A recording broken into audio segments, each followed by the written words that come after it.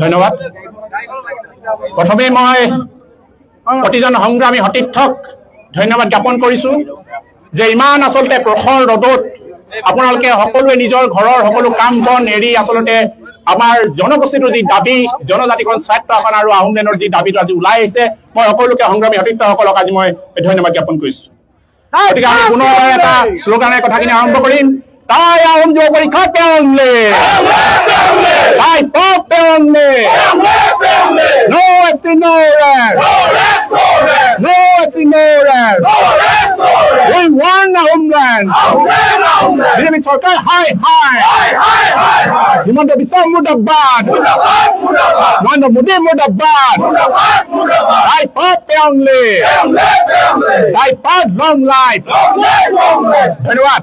এটা সুদীৰ্ঘ সময় আচলতে দাবী টাই আহোমসকলৰ জনগোষ্ঠীৰ যি 60 লাখ যি লোক আছে এই লোকসকলৰ সুৰক্ষাৰ ভৱিষ্যত চিন্তা কৰি জনজাতিকৰণ স্বায়ত্তশাসন আৰু আমি নতুনকৈ যি দাবী ওলাইছো সুকীয়া ৰাজ্য কলিয়াবৰ পৰা আৰম্ভ কৰি শদিয়ালৈ যি আহোমলেণ্ডৰ দাবী আমি উত্থাপন কৰিছো এই দাবী লৈ আমি আগবাঢ়ি আহিছো। আজি ঐতিহাসিক শিৱসাগৰ সদৰলৈ আৰু আমাৰ কাষতে আছে ঐতিহাসিক শিৱদৌল। আজি শিৱদৌলক সাক্ষী কৰি আমি বহু কথা ইয়াত ক'বলগীয়া আছে, বহু আমি শপত বাক্য আমি ল'বলগীয়া আছে।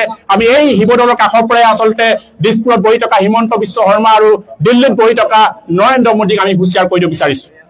আমি বাৰে বাৰে একেটা কথাই কৈ আহিছো যে এই জনগোষ্ঠীটোৰ যি বীৰ বীৰাংগনা লাচিত বৰফুকনেই হওক, মূলা গাভৰুৱে হওক, জয়মতীয়ে হওক, দমদৰ কোঁৱৰে হওক, আমি যিমানবোৰ বীৰ বীৰাংগনা এই বীৰ বীৰাংগনাৰ ত্যাগৰ বিনিময়তহে আজি অসমত আচলতে আমাৰ এই খিলঞ্জীয়া লোকসকল আৰু লগতে এই অসমীয়া জাতিটো মূৰ তুলি জীয়াই থাকিব পৰা এটা পৰিৱেশ হৈছে।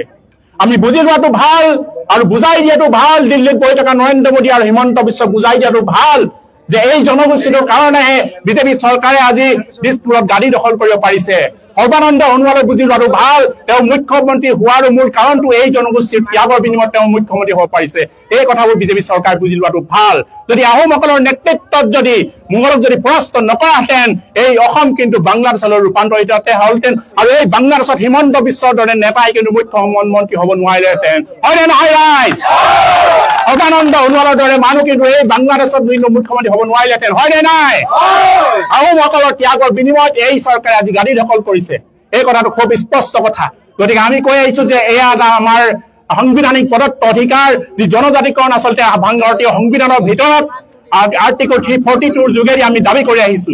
যি ভাৰতীয় সংবিধানৰ গণ্ডিৰ ভিতৰত আমি জনজাতিকৰণ বিচাৰি আহিছো, যি সংবিধানৰ গণ্ডিৰ ভিতৰত আমি স্বায়ত্তশাসন বিচাৰি আহিছো। আৰ্টিকল নম্বৰ 244(2) আৰু 275(1) সংবিধানৰ গণ্ডিৰ ভিতৰত আমি স্বায়ত্তশাসন বিচাৰি আছো। আমি আহোমলেণ্ডৰ ডিমাণ্ড কৰিছো সুকীয়া ৰাজ্য আৰ্টিকল ইণ্ডিয়ান কনষ্টিটিউশ্যনৰ ভিতৰত আৰ্টিকল 3 ভিতৰত আমি সংবিধানৰ ভিতৰত আমি আহোমলেণ্ড বিচাৰি আছো। আজি আমি একটা কাৰণে বিচাৰিব বাধ্য হৈছো এই আহোমলেণ্ড অকল অসমৰ কাৰণে অসমীয়াৰ কাৰণে সুৰক্ষাৰ এটা ভৱিষ্যতৰ কাৰণে আহোমলেণ্ড বিচাৰিছো। অকল আহোমৰ কাৰণে আমি আহোমলেণ্ড বিচৰা নাই। যেনেদৰে নাগালেণ্ড, অৰুণাচল, আমাৰ মিজোৰাম, আজি মণিপুৰৰ পৰা যেনেকে তেওঁলোকে খিলঞ্জীয়া জাতি জনগোষ্ঠী আজি তেনেকে সুৰক্ষিত, কিন্তু এই অসমত যদি আমি চাওঁ অসমখন যদি বিদেশী আচলতে ডাষ্টবিনলৈ ৰূপান্তৰিত হৈছে। বহিৰাগত আজি বিমানবোৰ মাৰোৱাৰী বিহাৰীৰ পৰা আৰম্ভ কৰি বেংগলী যিমানবোৰ বহিৰাগত আহিছে সকলোৱে আহি এই অসমৰ ভূমি দখল কৰিছে। তেওঁলোকে অসমৰ ৰাজনৈতিক ক্ষমতা দখল কৰিছে। আজি আমি দেখিবলৈ পাইছো এজন কেবিনেট মন্ত্ৰী কিন্তু বাহিৰৰ পৰা আহি অসমত এতিয়া কেবিনেট মন্ত্ৰী হৈছে। আহোমলেণ্ডৰ যি দাবী এই দাবীটো আমি ডিব্ৰুগড়ৰ পৰা এই বছৰ আৰম্ভ কৰিছো। আজি দ্বিতীয়টো কাৰ্যসূচী শিৱসাগৰত আৰম্ভ হৈছে। গতিকে এই কাৰ্যসূচী ধাৰাবাহিকভাৱে চলি থাকিব আৰু বিজেপি চৰকাৰে কেইটামান কথা বুজি লোৱাটো ভাল যে এই জনগোষ্ঠীৰ নিৰ্বাচনৰ সময়ত যে যোৰহাট লোকসভা তেওঁলোকে হেৰুৱালে, যি যোৰহাট লোকসভা এই জনগোষ্ঠীয়ে তেওঁলোকক আচলতে খেদি পঠাইছে যোৰহাটৰ পৰা। এয়া কিন্তু 26ৰ নিৰ্বাচনত প্ৰতিটো বিধানসভা সমষ্টিৰ উজনিৰ পৰা তেওঁলোকক কিন্তু খেদি পঠোৱা হ'ব। আৰু এই ব্ৰহ্মপুত্ৰ লগতে আমাৰ শিৱসাগৰত থকা দিখৌ নদীত কিন্তু এই বিজেপি চৰকাৰ কিন্তু দলিয়াই দিয়া হ'ব। এইটো কথা কোনো স্পষ্ট কথা। এয়া আমি তাই সংযোগ পৰীক্ষা তাইৰ পৰা পুনৰ স্পষ্ট কৰি দিলো। গতিকে আমি আশা কৰিছো যে বিজেপি চৰকাৰ হুমতি ঘূৰাই আহিব।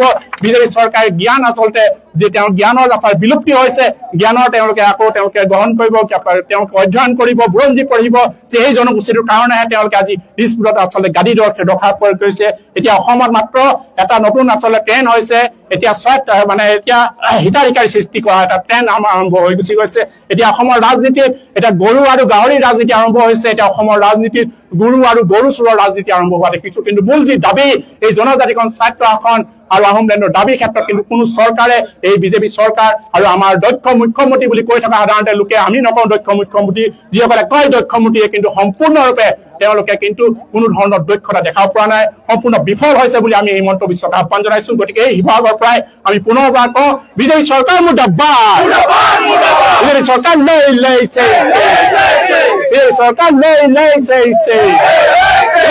মুৰ্দাবাদ মুৰ্দাবাদ ধন্যবাদ